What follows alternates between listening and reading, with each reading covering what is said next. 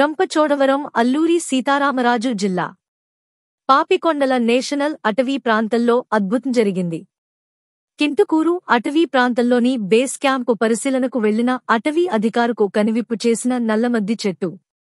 నల్లమద్ది చెట్టు నుండి వస్తున్న జలధార చెట్లను గుర్తించిన అటవీ అధికారులు ఇందుకూరు రేంజ్ అటవీ ప్రాంతంలో కనిపించిన అరుదైన జలాధార వృక్షం వీడియోను వాట్సాప్లో వైరల్ చేస్తున్న నెటిజన్లు.